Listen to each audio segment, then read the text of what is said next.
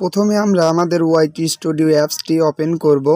তো ওপেন করার পর এরকম একটা ড্যাশবোর্ড চলে আসবে। তো ড্যাশবোর্ড আসার পর দেখছেন এখানে অনেক রকম সিস্টেম রয়েছে। তো প্রথম থেকে আমি শুরু করি। প্রথমে আপনারা দেখতে পাচ্ছেন যে আমার চ্যানেলের সাবস্ক্রাইব কটা রয়েছে সেটা দেখা যাচ্ছে এবং তার নিচে রয়েছে অ্যানালাইটিক্স অপশন এবং সেখানে 3টা অপশন দেখা যাচ্ছে। তারপরে লাস্ট ভিডিও পারফরম্যান্স মানে আমি লাস্ট কখন ভিডিওটা আপলোড করেছি সেই ভিডিওটা দেখাচ্ছে এবং সেই ভিডিওটা কি পরিমাণ র্যাঙ্কে আছে, views, watch time, average view duration সব কিছুই সেখানে দেখাচ্ছে।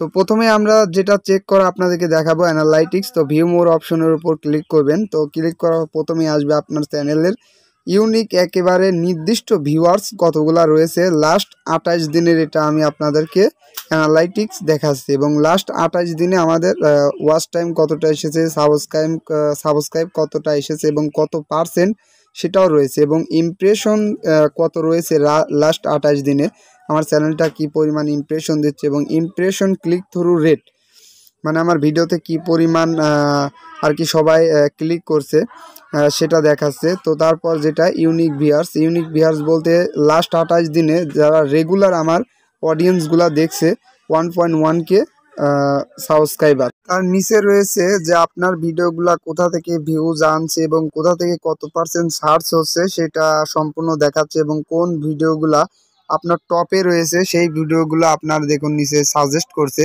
যে আপনার এই ভিডিওটা এত পার্সেন্ট, এর নিচের ভিডিওটা এত পার্সেন্ট, একটা ভিডিওরই টাইটেল আর কি দেখাচ্ছে যে কোনটা কত পার্সেন্ট সার্চ হচ্ছে এটা আর কি।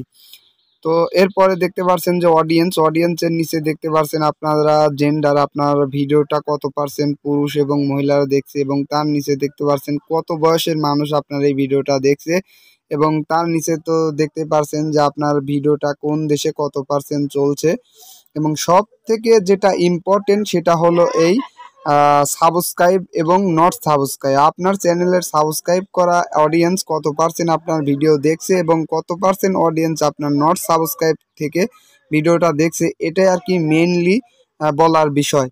তো আপনারা সবসময় এই অপশনটাকে আপনারা অ্যানালাইটিক্সের উপর রাখবেন যে লাস্ট 28 দিন, এখানে লাস্ট 28 দিন আছে, আমি 7 দিনে দেখাচ্ছি দেখুন। তো লাস্ট 7 দিনের দেখুন আমার নট সাবস্ক্রাইব করা অডিয়েন্সগুলো দেখছে কত পার্সেন্ট এবং সাবস্ক্রাইব করা অডিয়েন্স দেখছে কত পার্সেন্ট সেটা দেখাচ্ছে।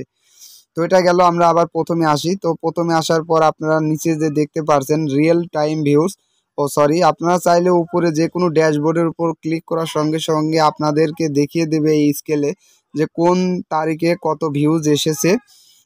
তো কোন তারিখে কত ভিউজ আপনারা চাইলে এখানে লাস্ট 28 দিনেও দেখতে পারেন, লাইফ টাইমও দেখতে পারেন, আবার 7 দিনেও দেখতে পারেন। তো দেখুন আমার স্কেলটা ধীরে ধীরে সামনের দিকে আগাচ্ছে, তার মানে আমার চ্যানেলটা আগে যেমন ছিল এখন কিছুটা হলেও সামনের দিকে আগাচ্ছে।